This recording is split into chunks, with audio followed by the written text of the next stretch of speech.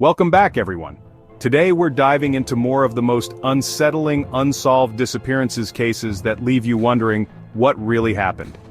These are real people, not just stories, and their mysteries have haunted families and investigators for years. Despite exhaustive searches and countless theories, the answers remain elusive. As we go through these cases, I want to hear your thoughts and theories in the comments. If you know of a case that keeps you up at night, let me know. I'm always looking for new mysteries to explore. Grab your drink, get comfortable, and let's get started. First up, Maura Murray, a name synonymous with mystery and unanswered questions. A case that's baffled the internet for years, sparking countless theories and online investigations. The digital sleuthing continues to this day, fueled by a desire to understand what happened to her. Maura, a bright and ambitious 21-year-old nursing student at the University of Massachusetts Amherst, suddenly left her college in February 2004, vanishing without a trace and leaving behind a cloud of speculation. In the days leading up to her disappearance, Maura emailed professors about a fake family emergency, a fabricated excuse that only deepened the enigma surrounding her actions. She withdrew nearly all her money from her bank account, cleaning it out in preparation for something. She packed her car with essentials and drove north, destination unclear, embarking on a journey into the unknown. The open road ahead held the key to her intentions, but the destination remained a mystery. That night, she crashed her car on a rural New Hampshire road, a remote location far from the familiar comforts of her college life. A local resident passing by stopped to help, offering assistance in the cold winter night, but Maura insisted she'd already called for roadside assistance, waving away his concern with a strange sense of urgency. Though no such call was ever made, adding another layer of intrigue to the unfolding events. Minutes later, police arrived at the scene. Maura was gone, vanished into the cold night. Her car was locked, and her belongings, including her purse and some personal items, were still inside, untouched. No footprints in the snow leading away from the vehicle, no sign of where she went, as if she had simply disappeared into thin air.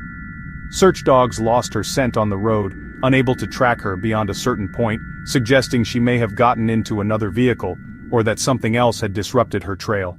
Theories range from her succumbing to the elements in the harsh New Hampshire wilderness, to starting a new life under a new identity, escaping something or someone, to abduction by a stranger lurking on that desolate road.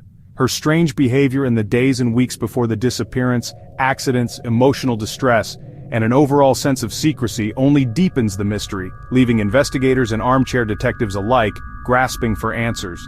Nearly 2 decades later, the case remains open. There's still no trace of Maura Murray, no definitive answers, and no closure for her loved ones.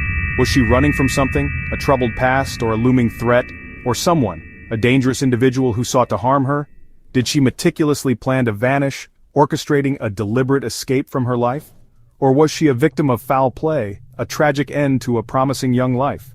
The lack of concrete evidence and conflicting witness accounts continue to fuel speculation and debate. Keep this case alive online, with dedicated communities tirelessly searching for new leads and insights. Every detail has been meticulously picked apart, analyzed and debated, but the truth remains hidden, shrouded in mystery and unanswered questions. For her family, the agonizing search never ends, the hope for answers never extinguished. What do you think happened to Maura? What theories resonate with you and what questions linger in your mind? Let's move to the next case, another chilling mystery that continues to captivate and confound. Next, Brandon Swanson. A young man whose disappearance continues to baffle investigators and haunt his family to this day. His story is a chilling reminder of how quickly things can go wrong, even in the age of instant communication. This is a case defined by a chilling phone call, a lifeline that suddenly went dead, leaving behind only unanswered questions and a lingering sense of dread. It was May 2008, and 19-year-old Brandon Swanson, after a night out with friends, was driving home. At some point during his drive, Brandon called his parents. He explained that he had driven his car into a ditch in rural Minnesota. Not seriously hurt, but stranded and needing assistance. Brandon believed he was near the small town of Lind, a place he was familiar with. He gave his parents this location as a reference point. Unbeknownst to him, and to his parents, he was actually about 25 miles away from Lind, in the opposite direction. A crucial detail that would complicate the search efforts immensely. Brandon stayed on the phone with his parents for nearly an hour, as they attempted to pinpoint his location and guide him out of the ditch. It was a desperate attempt, both parties desperately trying to find each other in the dark, rural landscape of southwestern Minnesota. The parents even drove out to where Brandon was, but of course, found nothing. During the call, he described seeing lights in the distance, offering a glimmer of hope that he was near a road or a town. He also mentioned hearing the sound of water, suggesting he was near a river or stream. Based on these observations, Brandon decided to walk toward what he thought was the direction of town, hoping to find help or a recognizable landmark. Then suddenly, a chilling exclamation, "Oh shit!" And just like that, the call ended abruptly. His phone went dead, leaving his parents in a state of panic and uncertainty. Despite immediate and extensive search efforts, Brandon Swanson was never seen again. His car was eventually found, but it was miles from where he thought he was, highlighting the confusion and disorientation that plagued his final hours. The location was near the Yellow Medicine River, adding another layer of concern to the already perplexing situation. Massive searches involving law enforcement, volunteers, and even cadaver dogs turned up nothing. No clothing, no personal belongings, no trace of Brandon whatsoever. Did he fall into the river in the darkness and was swept away by the current? Was he simply lost and disoriented, eventually succumbing to the harsh elements of the Minnesota night? Or did he encounter someone or something else out there in the darkness? Theories abound, ranging from accidental drowning to foul play and everything in between. But despite extensive investigation, there's no concrete evidence to support any particular theory, no definitive proof of foul play or a clear accident. The final panicked words spoken to his parents, "Oh shit!" continue to haunt everyone involved in the case, a constant reminder of the mystery surrounding his disappearance. How can someone simply vanish while on the phone with help, in an era of advanced technology and near-constant connectivity? The case remains open to this day, and his family continues to search for answers, clinging to the hope that one day they will finally learn the truth about what happened to Brandon. What do you think happened in those final, terrifying moments? What could have caused Brandon's sudden exclamation and subsequent disappearance? Let's keep going, as we delve into another perplexing case. Now, the heartbreaking case of Asha Degree, a 9-year-old who vanished in the night. On Valentine's Day 2000, Asha quietly left her North Carolina home during a storm, packed a backpack, and walked into the darkness. Motorists saw her walking along a highway before she ran into the woods. No one knows why she left. Her family says she was happy and had no reason to run away. A year later, her backpack was found buried 26 miles away, containing her clothes and a library book. The FBI suspects she may have been lured by someone or abducted after leaving home. A suspicious vehicle was reported in the area that night. The careful burial of her backpack suggests planning or involvement by someone else. Was she meeting someone? Was she tricked? The case remains unsolved, and her family never gave up hope. Asha's disappearance is a chilling reminder of how quickly a child can vanish. What's your theory? Let's move on. The disappearance of Brian Schaefer remains one of the most perplexing and baffling mysteries of our time. It's a true locked-room mystery, a real-life enigma that has stumped investigators and armchair detectives alike for years. How could someone simply vanish without a trace, leaving behind no credible clues? The story begins in 2006. Brian Schaefer was not just anyone. He was a promising medical student, full of life and ambition, with a bright future ahead of him. He was well-liked, intelligent, and seemingly had everything to live for. On the night of his disappearance, Brian went out with friends for a casual evening at the Ugly Tuna Saloon bar. It was a typical Friday night, a chance to unwind and enjoy some time with friends before diving back into the demanding world of medical school. The bar was located in the bustling city of Columbus, Ohio, a vibrant area known for its nightlife and entertainment. Little did anyone know, this seemingly ordinary night would soon become anything but. Security cameras positioned at the entrance captured Brian as he entered the bar with his friends. This is the last confirmed visual of Brian Schaefer. But, and this is the crucial point, he was never seen leaving on any of the security footage. He seemingly vanished into thin air. Witnesses recall that he was last seen talking to 2 women outside the bar, engaging in what appeared to be a friendly conversation.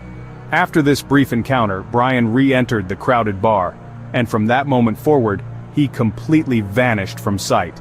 The Ugly Tuna Saloon had only one public exit, and that exit was meticulously monitored by security cameras. Every person who left the bar that night was captured on film.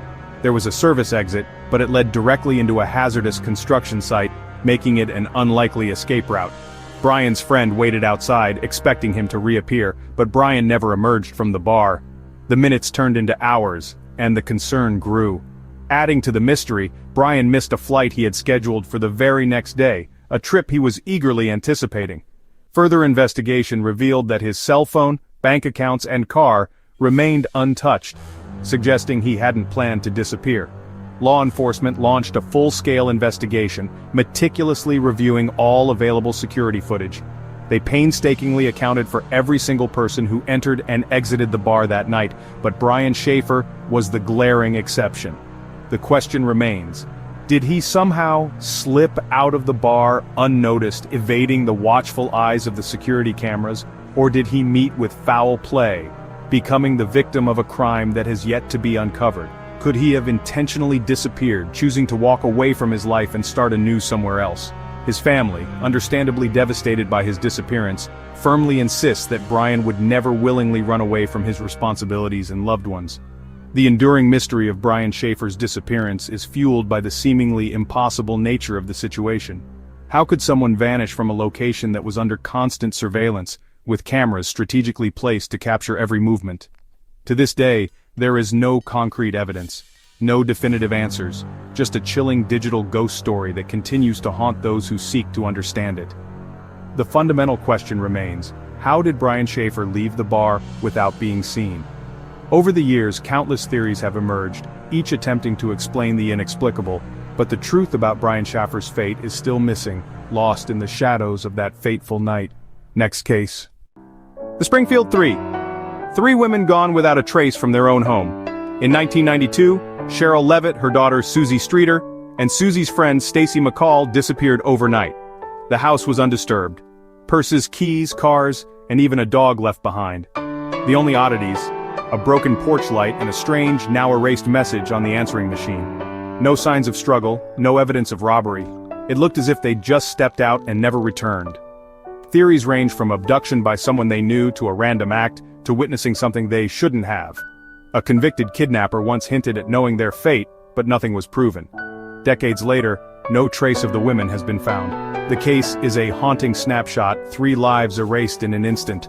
Was it a planned abduction or something more random? The house remains a silent witness. What do you think happened to the Springfield Three? Let's keep going. Lars Mittenk's disappearance is one of the strangest caught on camera.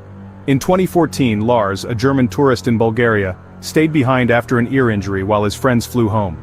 Alone, he became paranoid, telling his mother he was being followed and asking her to cancel his credit cards. He abruptly left his hotel, spent a night hiding, then went to the airport.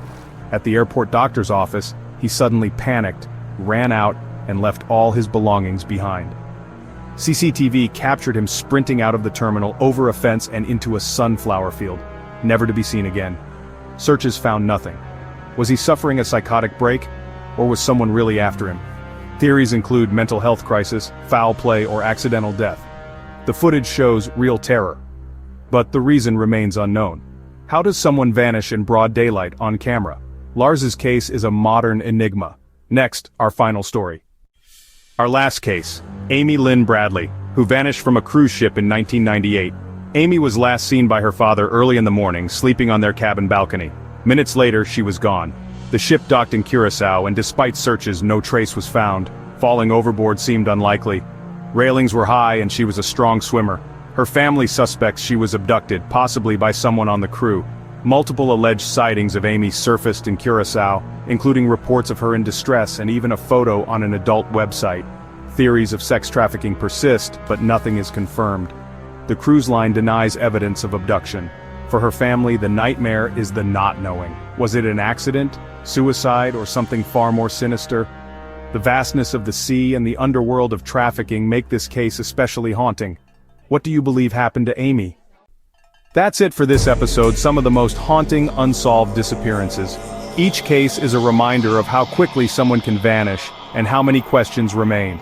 Share your theories and thoughts in the comments. I want to hear what stands out to you. If you're drawn to these mysteries, subscribe for more deep dives. Stay safe, be kind, and keep searching for answers. See you next time.